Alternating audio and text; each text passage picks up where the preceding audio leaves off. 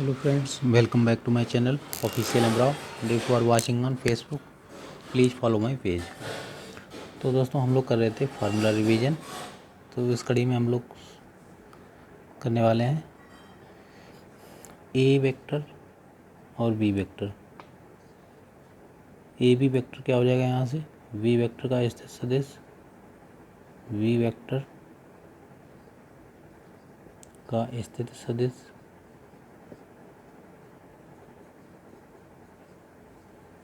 Minus A vector का स्थित सदिश।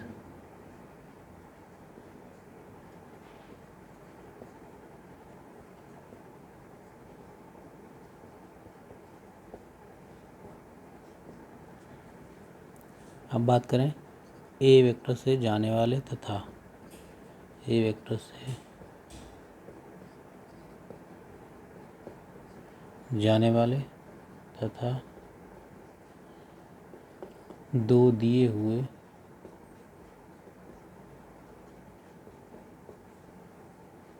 सदिशों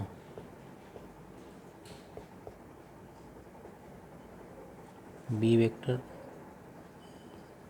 व सी वेक्टर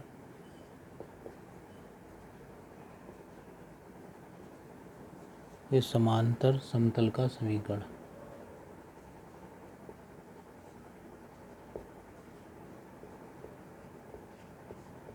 समतल का समीकरण क्या होगा, R vector equal to A vector plus T of B vector plus S of C vector. Next formula क्या है,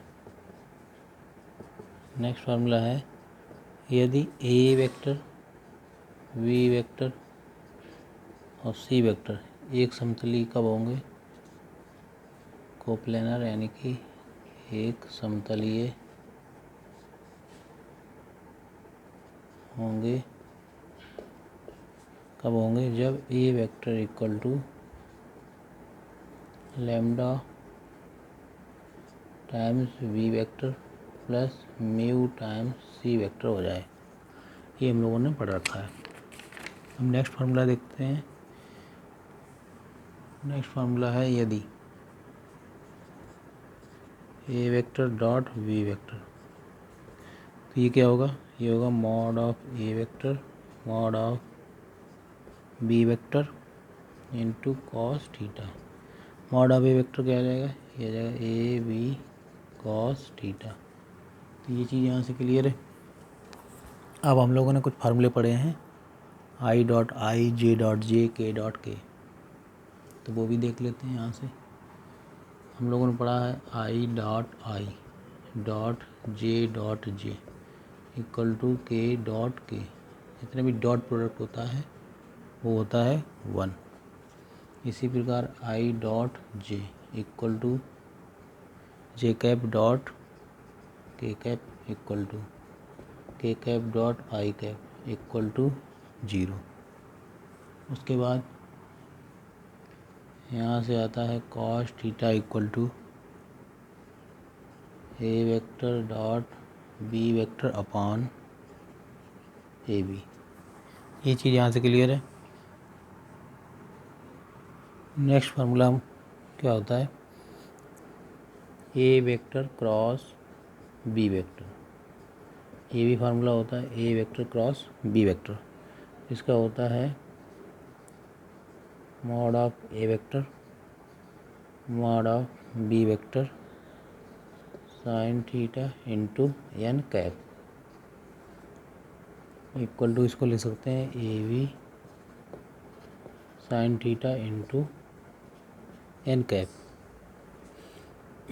नेक्स्ट फार्मूला क्या है कि हमें A vector cross B vector अगर निकालना हो तो उसके लिए हम लोग क्या करेंगे, इसके लिए हम लोग मान लेंगे कि हमारे पास ए वेक्टर बराबर है A1 I cap plus A2 J cap A3 K cap और बी वेक्टर है B1 I cap plus B2 J cap B3 K cap. तो यहाँ से क्या आ जाएगा, ये हो जाएगा I J एंड के कैप। ये हो जाएगा A1 A2 A3, ये हो जाएगा B1 B2 B3। तो यहाँ से डिटरमिनेंट से हम लोग निकाल सकते हैं। अब बात करें एरिया कैसे निकालेंगे। एरिया के लिए फार्मूला आता है A equal to mod of A vector cross B vector, या इसको डिटरमिनेंट कह सकते हैं। अब बात करें समांतर चतुर्भुज का एरिया यानी क्षेत्रफल कैसे निकालेंगे।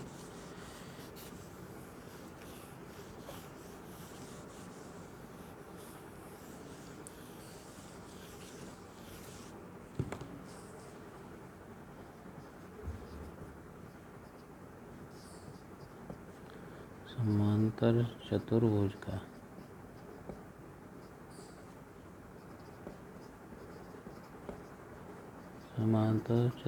का क्षेत्रफल ये होता है 1/2 determinant of D1 vector cross D2 vector.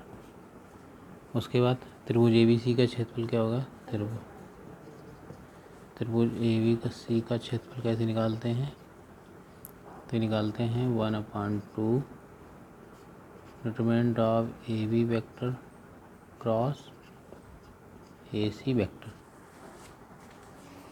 उसके बाद हम लोग फार्मूला देख लेंगे ABC यानी कि A वेक्टर B वेक्टर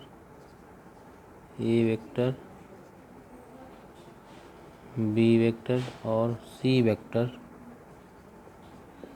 के समरेख होने का प्रतिबंध, यानी कि इसके समरेख होने का प्रतिबंध क्या हो जाएगा,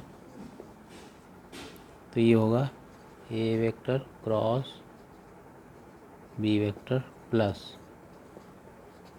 B vector cross C vector plus C vector cross A vector equal to 0। ये चीज़ होगी यहाँ से। नेक्स्ट फार्मूला हम लोगों ने क्या पढ़ा है, I cross I equal to 0 हो जाता है, और ये बराबर होता है J क्रॉस JK, और ये बराबर होता है K cross KK। Next formula है I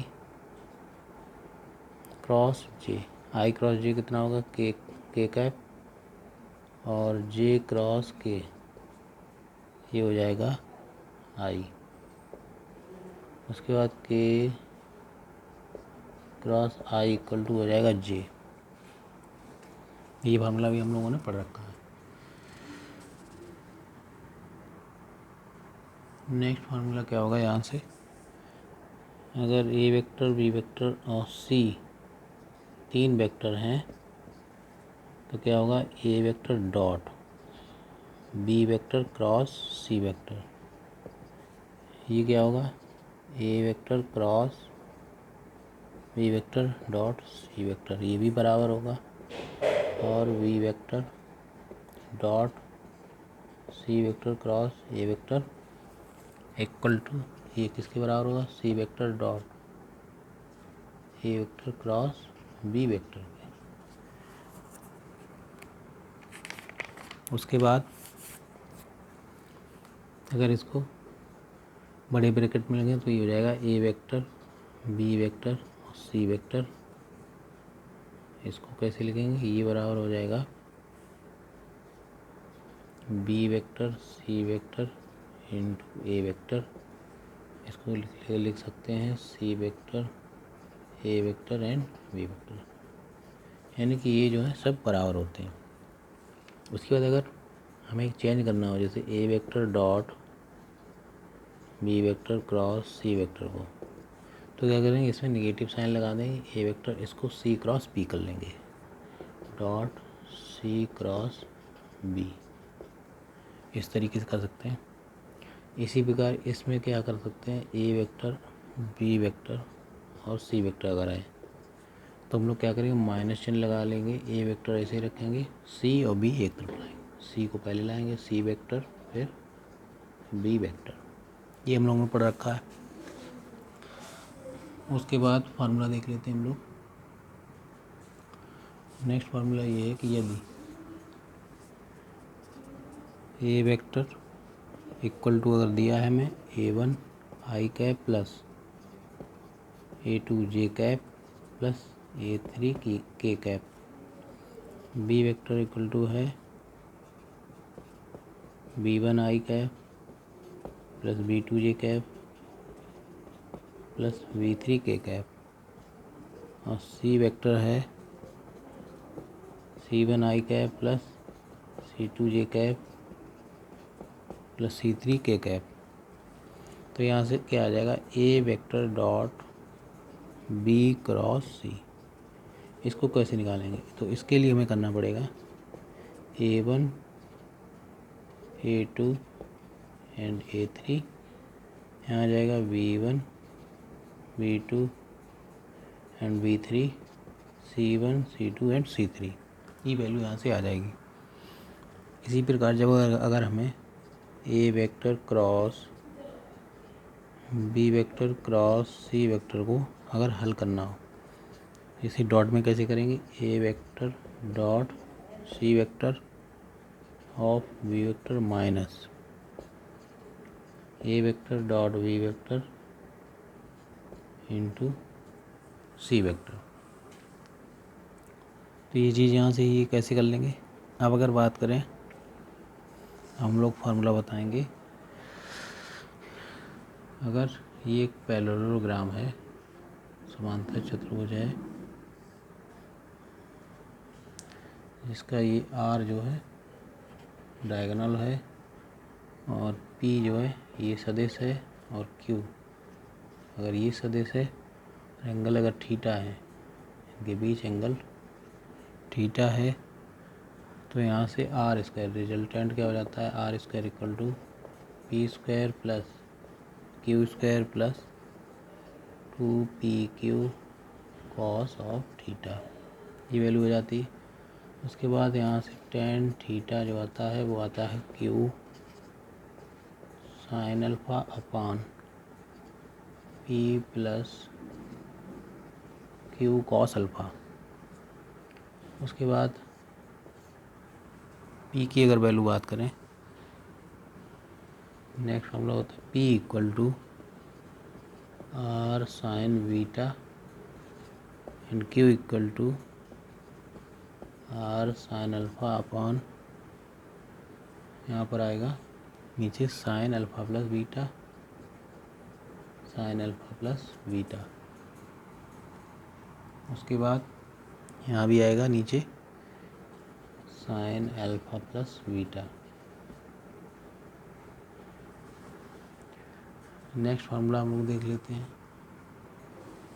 नेक्स्ट फार्मूला है लामी थ्योरम, क्या होती है, P upon A B equal to Q upon V C equal to R upon C A, ये हम लोगों ने पढ़ रखा है। उसके बाद P cross A C equal to क्या हो जाएगा, क्यू क्रॉस बी सी, ये भी हम लोगों ने पढ़ रखा है। उसके बाद जी यानी सेंटर ऑफ ग्रेविटी कैसे निकालेंगे, centre point x1 plus x2 plus x3 अपान 3, उसके बाद y1 plus y2 plus y3 अपान 3, ये वैल्यू हो जाएगी। तो यहाँ से हम लोगों ने फार्मूला रिवीजन कर लिया है।